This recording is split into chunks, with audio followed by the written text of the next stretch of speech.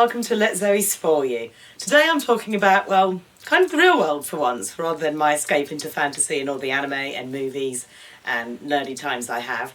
I've been off camera for a little while. I've been off the grid a little bit because of poor health, stress, just so much has been going on. Some good things, some really not good things, and I basically want to kind of get back into a good place. A bit like the TV show. That's a good TV show, The Good Place. So, I want to try and piece me back together again. I, over the Christmas time, got very, very ill. Did not know what was going on. About 1 million doctor's appointments, blood tests, colonoscopies. At one point, they were thinking bowel cancer, and I was like, bugger. Bowel cancer was the thing that my father passed away from like 7 years ago. So, quite high risk for it. Just because of lifestyle. I'm also high risk diabetes, considering that my mother has diabetes, my 4 uncles have diabetes or had diabetes because some of them passed away, and my, well, grandfather also passed away from diabetes. So I'm high risk diabetes. And everything started hitting at once. And I was very ill. I was very stressed because as exciting as getting a publishing deal was, I was trying to promote and write and put together this new fiction book. I was working full-time in my job, I was trying to set up an art business and do my conventions, and I took on a little bit more than I should have all at the same time. And I had an absolute crash, mentally and physically. I can also hear my cat eating her crunchies in the background because she has decided that this would be the time to wake up and go, I know what's happening while Mummy's filming. I should eat really loudly. Thanks, Peridot. Well done, kitten. Brilliant. Never work with children or animals, apart from the fact that I have an animal and I work in childcare. I'm doing something wrong. Anyway, so back to my health. Good news, not bowel cancer. Bad news is that if I don't look after it, that's what it will become. So as such, after all the millions of tests, including the colonoscopy, which actually was a bit more exciting than I thought it was going to be. I mean, no one really wants a camera up the bum, but at the same time, the actual prep for it is far worse than the actual procedure. The horrible, glycerally gooey yuck that you have to drink and squirt out is just, it's dire, it's horrific.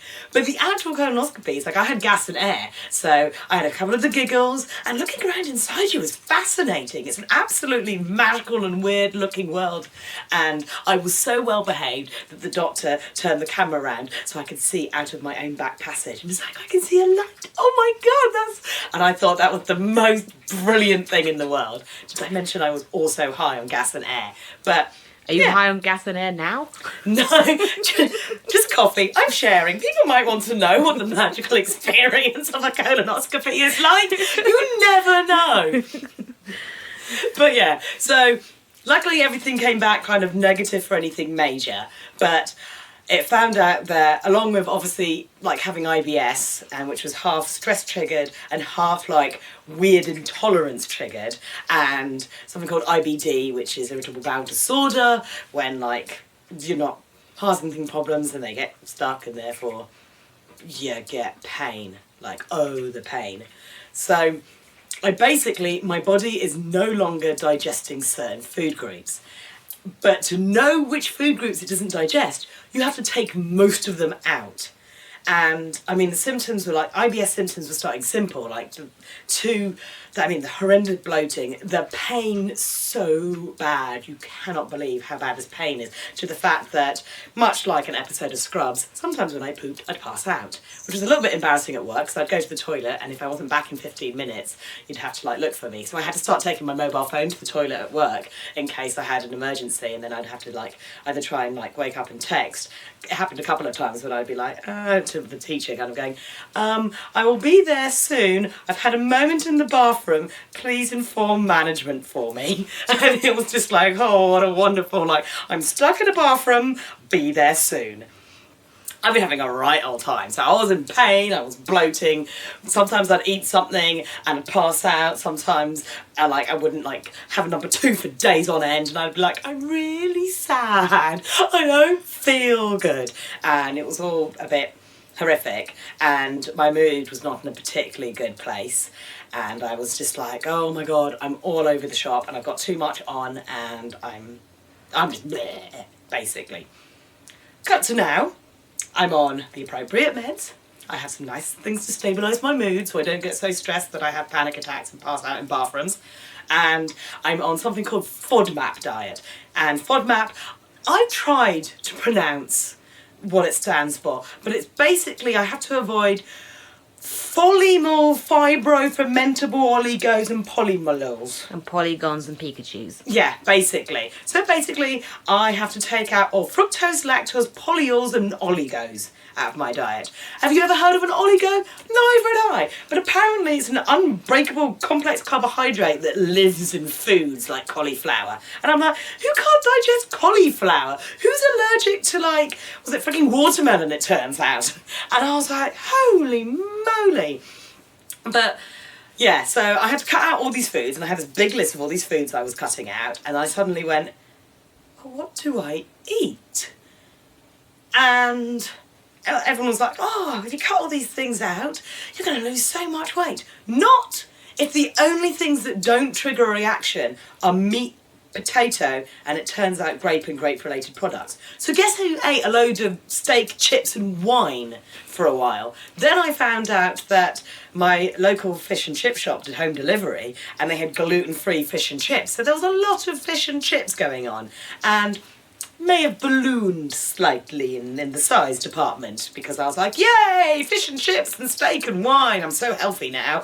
Oh, my body isn't reacting. I was in no pain and I wasn't having any problems with anything else, and like I used to get lethargic, dizzy spells, chronic migraines, all of that was gone and it was beautiful. But now I'm at the stage where I'm allowed to start introducing things and I'm testing things out, and I've done some really good like cooking because it turns out that all my Asian ingredients are perfectly like FODMAP free and can eat them all. So I'm now experimenting with staying gluten-free and wheat-free but adding other things.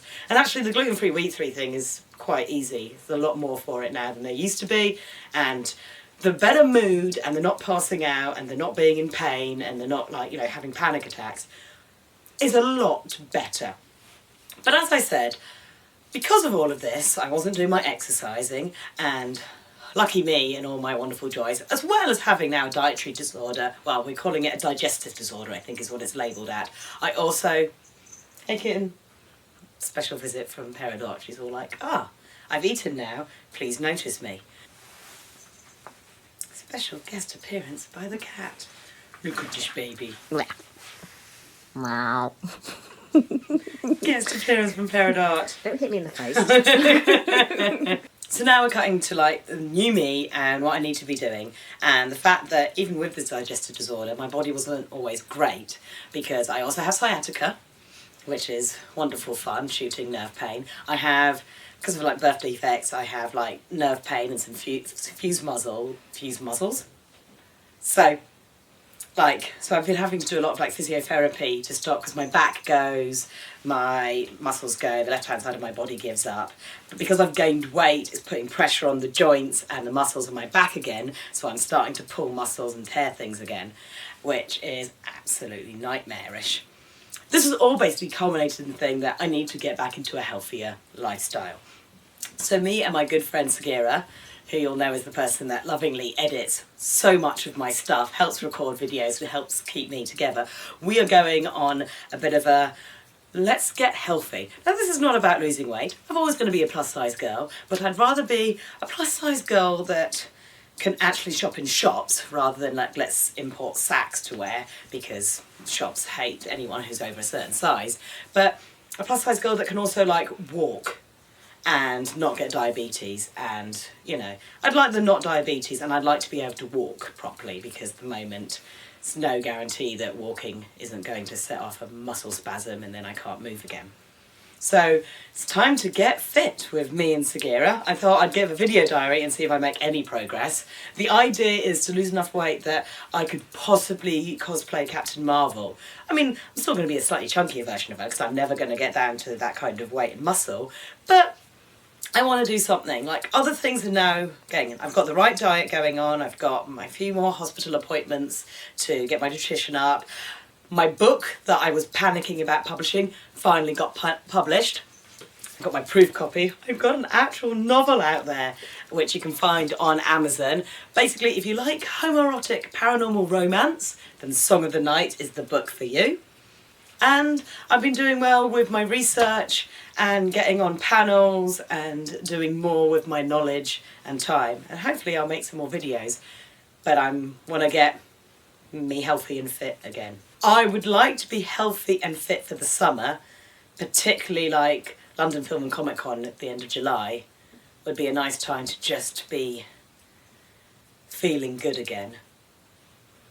So hopefully when we're at LFCC selling our stuff, people who come by our stalls should hopefully see you dressed as Captain Marvel. Yes, that would be the magical plan, that by LFCC I can be dressed as Captain Marvel, living my dream and feeling healthier. That would be great. But yeah, lots of things to share, like some of the meals I've cooked, and it's like, ooh, this is very exciting.